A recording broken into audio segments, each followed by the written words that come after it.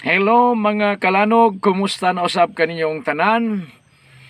Niya na punta sa atong programa sa atong lanog sa gugma sa Dios YouTube channel, sa ating Mounting channel. Hello po, Sir Roy Rosiro dyan po sa USA. Kasama ng iyong mabutihing may bahay, Ma'am Patricia Rosiro. So sa buong pamilya, sa buong bahay, sa mga kapatid natin dyan sa USA.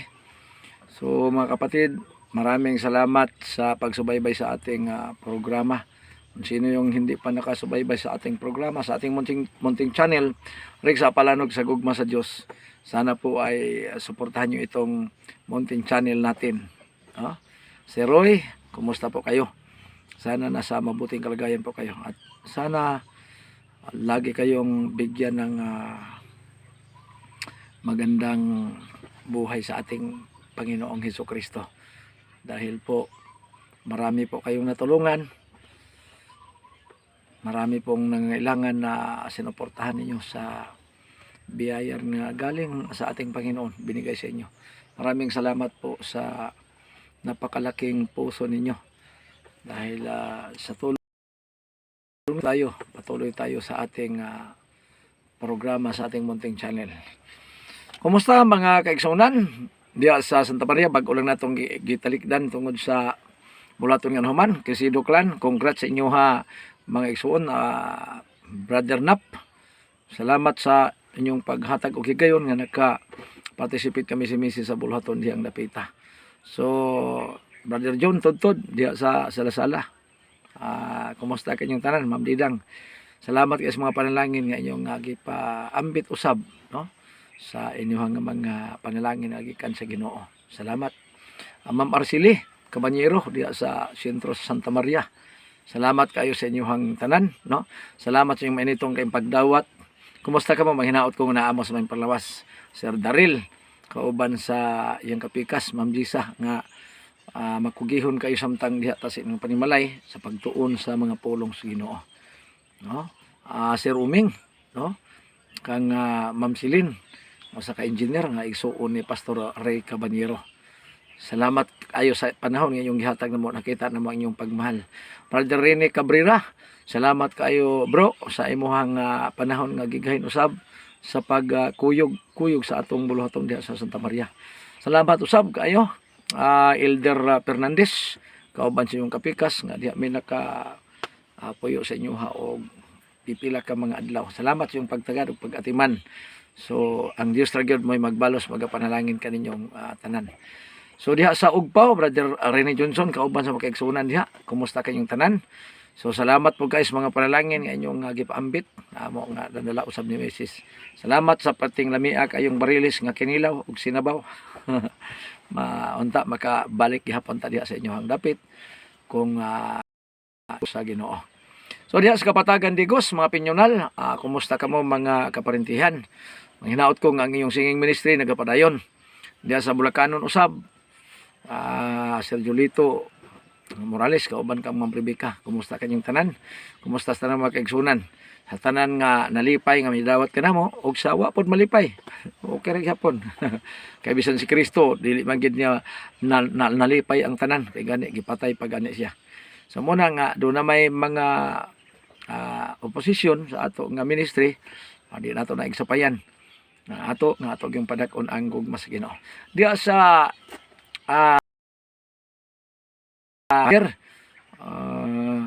kumusta kanyong tanan diha? Sa akong amigo usab nga si Brother Roberto De Salis Jr.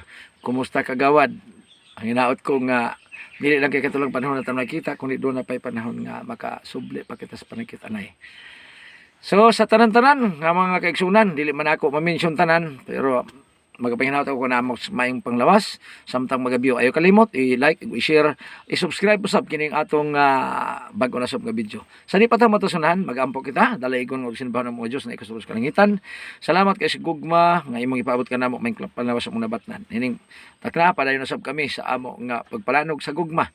Sa imong gugma nga dinay ipaabot dito sa mga katawhan pinaagi ning social media ministry. Salamat sa pagdalo sa pagampo, among itugyan tanan sa mata sa kanila sa amin. So mga kalanog, pahiluna, na kita pagahisgutan karon din nga importante usab kini kayo kay dunay mga tawo nga nagatudlo usab na sukuhi sa doktrina nga iya sa atong Ginoong Dios. So atong hisgutan mga kalanog kining tulo ka ang sa pagkabalaan.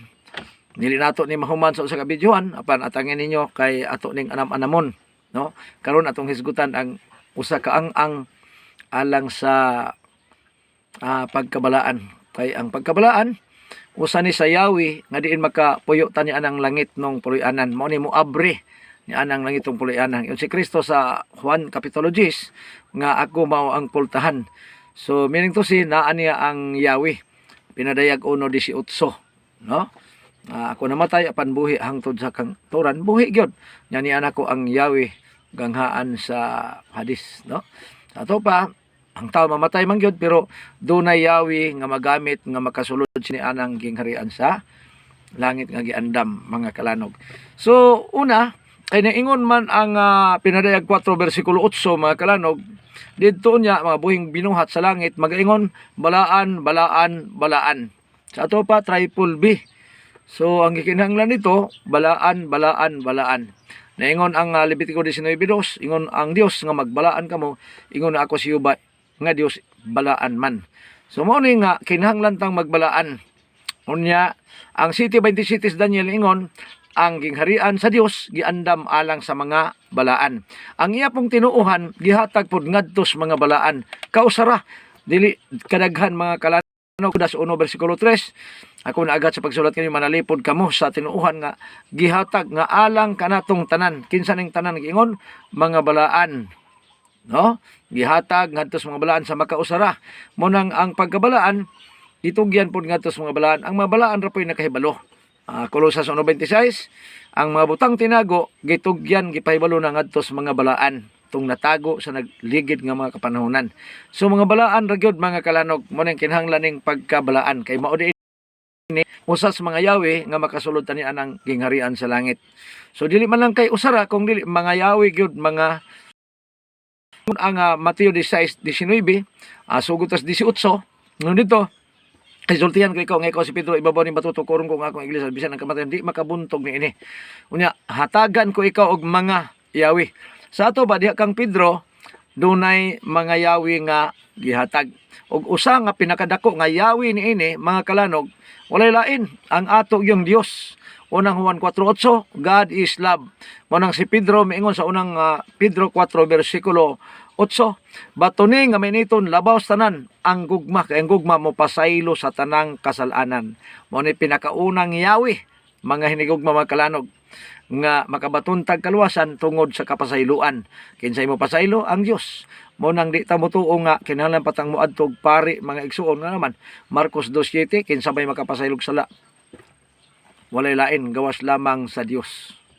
So mao ni siya mga igsuon nga ang uban pud karon natong mga higala mga CFD nangugat pud sila nga kinahanglan lagi kuno nga moadtog gyud kuno pari kay matud panigit gano kung ang tao kuno dili moadtos pari aron sa pagpangay pasaylo malangan gyud kuno sa purgatorio unya og moadto sa pari masumbong sa mga sala murag kuitis mo busyum busyum mulargo ra kuno mga kalanog gani sa akong reels dunay nag-comment nga murag medyo dala panghuraw ang iyang tirada ay ang iyang profile nakita man ako mga kalanog nga sundalo daw siya na iya daw kung hatagan og 100k aron mohilom na daw ko sa panlimbong sa mga tao. Na ako pa'y limbungan hinoon. Unya matod pa niya nga tagaan ko niya 100k. Akong gipaabot mga kalanog kay kaayo nang puda na support manas ministry. So karon dinita mga kalanog kay do na may mga ang-ang. Una, ang yawi gyud mao gyud ang Dios. Unsa man ang Dios? Unang Juan 4:8 God is love. Kung nahigugma kamo kanako tumanan niyo akong sugo. Mao ni ang pinakadakong yawi mga igsoon nga mo abli gyud sa langit. Matod pa sa Mateo 19:16-17 ang sa kadato midol kang Kristo maglanog ug mingon magtutudlo mayong magtutudlo unsa may akong maayong buhaton. Si Kristo mingon nganong nangutana ka man kanako og maayo wa nila ing mayo gawas lamang sa Dios. Kung gusto kang mosulod sa langit tumana ang mga sugo. Subayan ninyo mga kalanog, mao ni pinakadako nga yawi mga igsoon nga moable. Na karon kining sugo daghan siya og mga sanga. Daghan siya og mga sanga mga kalanog. Karon kay sugo man day ang pinakadako nga yawi. Kay mao pod ni ang gipadako sa atong Dios. Isaias 42:21 nakapahimot kini kang yubang iyang pagkamatarong og ang pagpadako sa kasuguan. Mao ni ang dako nga kasuguan. Mao ni hitas mga sanga. Niay tulo ka butang nga atong hisgutan mga kalanog. Kung sa ako nangging, huwag di nato ni matapos ng mga among video, sunod na po nato nga video atange. Ha? Una, ang Dios gugma. Siya ang Yahweh. Sa ato pa, ang sugo niya iyang gipadako ato ning tumanon. Aron sa pag-ila, kaniya pinaagi sa pagsunod nato sa iyang mga kasuguan. Karon, si Abraham mga kalanog, ang amahan sa pagtuo, nga gideclare suma sa 4:11 sa Roma, nagtuman gyud sa tanang kasuguan sa atong Ginoo. 26:5 sa Genesis, si Abraham nagpatalinghog sa kabalauran, kasuguan, pamatasan. Tanan gyud iyang gibantayan. Mo nang gideclare siya nga aman sa pagtuo. Karon, unsa man ang usa sa mga nun kayo nga buhat ni Abraham nga na-declare siya isip aman sa pagtuo. Gani mao po'y gisunod siyang apo nga si Jacob.